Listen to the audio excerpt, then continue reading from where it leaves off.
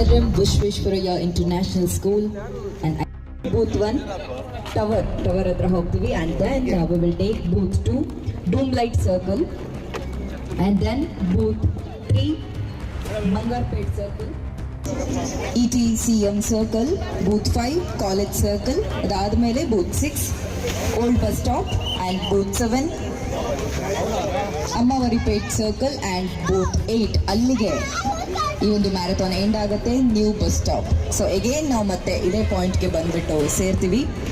So it will be 5 kilometre marathon.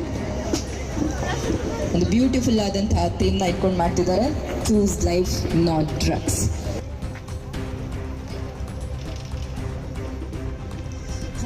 ಈ ಮ್ಯಾರಥಾನಲ್ಲಿ win ಆದಂಥವರಿಗೆ ಏನು ಸಿಗುತ್ತೆ ಅಂತಂದರೆ, I just say they will win if they become first.